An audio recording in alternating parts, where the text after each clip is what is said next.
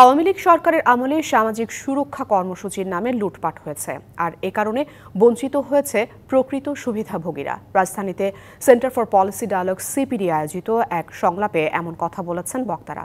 এদিকে বৈষম্য দূর করার পাশাপাশি সুশাসন নিশ্চিতের তাগিদ দিয়েছে সিপিডি। সমস্যা চিহ্নিত করে সমাধানের চেষ্টা চলছে বলে জানান অর্থনৈতিক কৌশল পুনর্নির্ধারণ ও প্রয়োজনীয় সম্পদ আহরণ টাস্কফোর্সের সভাপতি। দেশের মানুষের সর্বজনীন ন্যূনতম আয়ের মূল্যায়ন নিয়ে রাজধানীর একটি হোটেলে সংলাপের আয়োজন করে Centre for Policy Dialogue CPD. এতে অংশ নেন অর্থনীতিবিদ, ব্যবসায়ী, রাজনীতিবিদ সহ বিশিষ্টজনেরা। আর্থিক সক্ষমতা একটা বড় চ্যালেঞ্জ থাকবে। এ সময় বক্তারা বলেন, বিগত সরকারের সময় সামাজিক সুরক্ষা কর্মসূচির নামে লুটপাটের কারণে বঞ্চিত হয়েছেন প্রকৃত সুবিধাভোগীরা।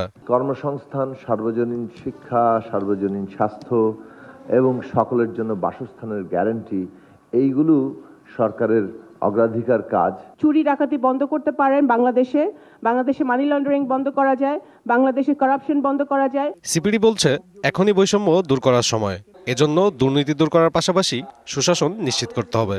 This will be no less relevant to a prospective government as to whether your behavioral traits will be different from your previous occupancies in positions of responsibility. বাংলাদেশের নাগরিকের হলো তার অধিকার বোধের থেকে এইটা পাওয়ার, সে ন্যায্যতা তাকে দিতে হবে, আর বাদবাকিটা আপনারা সমাধান করেন। বাংলাদেশে যে উত্তর যে বৈষম্য হচ্ছিল, আয় বৈষম্য, ভোগ বৈষম্য, সম্পদ বৈষম্য। শিয়া বাটার ও ভিটামিন ই সমৃদ্ধ lily glam beauty soap. Lily, always beautiful. সেটার একটা বিরুদ্ধে একটা অবস্থান থেকে কিন্তু আজকের এই আলোচনাটাকে দেখতে হবে। সমস্যা চিহ্নিত করে স্বল্প এবং মধ্যমেয়াদে সমাধানের জন্য কাজ করছে টাস্কফোর্স। বিভিন্ন রাজনৈতিক প্রভাবের কারণে আগে করা সম্ভব হয়নি, এখন হয়তো সেটা সম্ভব হবে। এই অ্যাসাম্পশনটা কতটা দৃঢ় আমি জানি না, তবে এটা আমরা ধরে নিচ্ছি যে অন্তত ইন দ্য শর্ট টার্ম আমাদের এই স্পেসটা আছে এবং এখানে আমাদের সিগনিফিকেন্ট কিছু অবদান রেখে যাওয়া সম্ভব। বিএনপি ক্ষমতায় এলে সাধারণ মানুষের স্বাস্থ্য সুরক্ষায় ইউনিভার্সাল হেলথ কেয়ার ও বিশেষ শিক্ষা ভাতা চালু করা হবে বলে জানান আমির খসরু মাহমুদ চৌধুরী।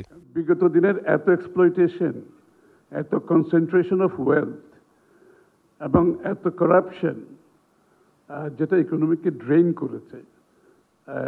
করেছে, যাদের পকেটে গেছে আর বাকিরা ডিপ্রাইভড হয়েছে। সাব্বির রোজ, ডিবিসি নিউজ, ঢাকা।